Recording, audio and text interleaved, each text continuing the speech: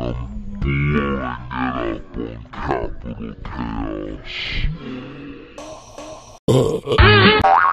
your shaft. Aye, sir. You guys definitely earned it. Your music is it's really amazing. So I wanted to talk about your name. It means through endless sleep. Do you care to elaborate a little bit on what exactly that entails? Basically, Via Coma is almost like a life motto.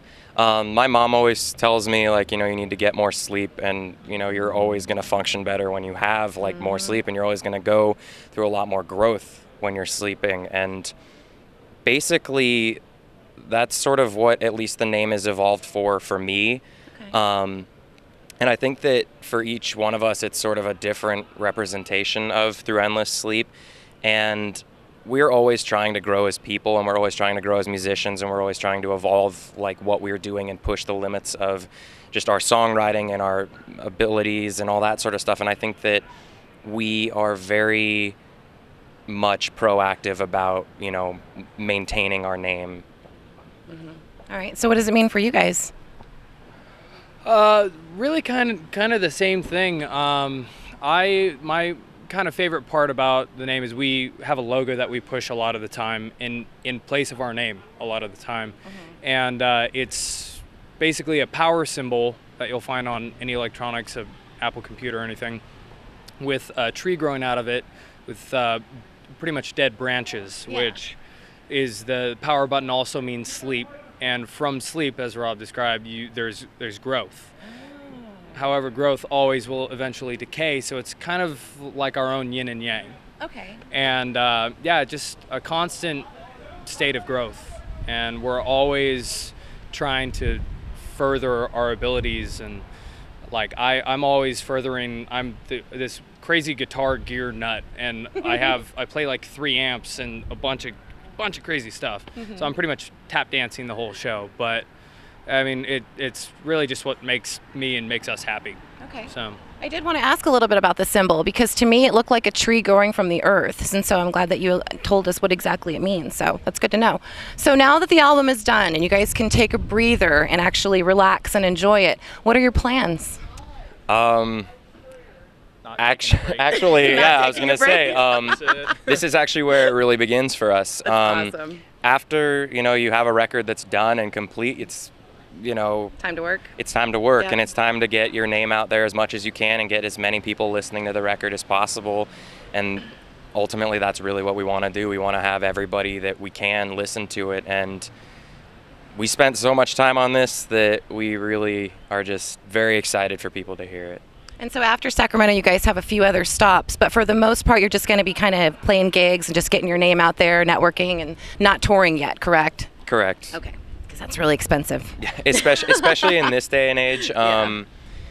I wish that we had been a band like even like 5, 6, 7 years ago, when like gas wasn't as horrendous as it is right now. And I think that we just really want to focus on making our name heard in California, and making sure that we're really focusing on our market in San Francisco and building a really strong like local fan base in that area, and then sort of gradually spreading from there. Okay.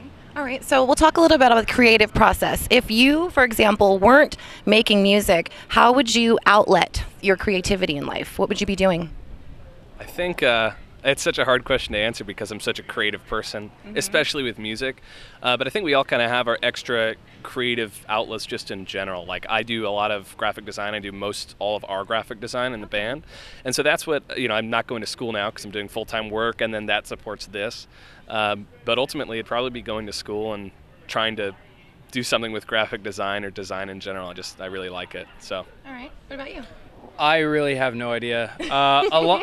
All I know is music. A long time ago, I was doing other things, and as well as guitar, and I just decided, I'm not going to play any video games anymore. I'm just going to play guitar instead.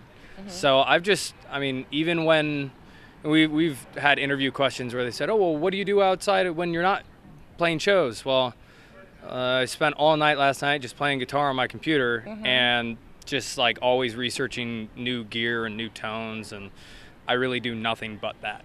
So I respect that. I'd probably be just, I don't know, be in a gutter, I don't know. Playing the guitar. I'd be doing literally nothing. I have no idea. I know what you'd be doing. He plays a lot with other bands, like when they need a fill-in guitarist, which is still kind of in the same vein. Well, if I wasn't doing but music, I have no idea. If you weren't in our band, I think you'd be doing that, or like teching or something like that. There was a point where, like, I was just getting out of high school, and this band we were really doing it, and I was applying to some schools, and I mean, if this band hadn't happened, I would have been in school for music, and honestly, just jumping around on different bands, and I probably would have been doing the same thing if I weren't with this band, but. Sounds good. What about you? I actually go to school right now. I'm going to school for media studies, and I think that if I wasn't really involved in music in any sort of capacity, I still think that I would want to have some sort of career that just involves like social interaction, largely just because I think that the social dynamics that you can develop between people and just really I find it really fascinating, just like interacting with people, and I don't know. Are you a people watcher? Yeah, definitely. I actually sometimes go to the mall just to just to watch people. No, seriously, I stand in Nick's doorway and just watch him. I don't tell him I'm there though. You ever filmed it? Of course, all the time. You're gonna have to show me that later. I'm trying to think back when. He doesn't. Like, oh man, I hope he didn't see that one time. Yeah, I mean, like he's talking about him being a fly on the wall for him, and I'm his Your fly. Okay, so. I'm just Dave Grohl's fly on the wall. You guys are awesome. I can't wait to see what you do inside the Naked Lounge. I want to thank you so much for taking the time to meet with Capital Chaos. I'm just going to give you an opportunity to say what you'd like to your fans or people that are going to watch this video that maybe have or haven't heard your music. So this is just kind of your opportunity to say what you want to say. I think what we say to everybody most of the time is, if you've heard us or you haven't heard us, listen to us, and if you like what you hear, tell everybody you know about it. Agreed. Pretty much the same thing. Yeah. Yeah, I could even go a little further. We did a Kickstarter probably a couple months ago, and that actually funded us getting our physical release and our physical CDs and our posters and most of our merchandise.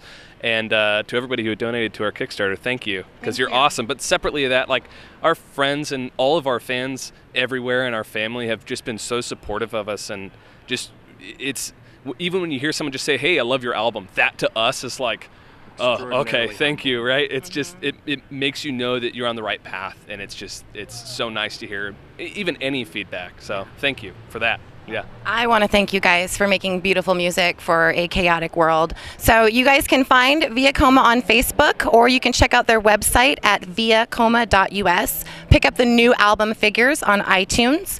Thank you very much, guys, and we'll see you inside. Thank you. All right.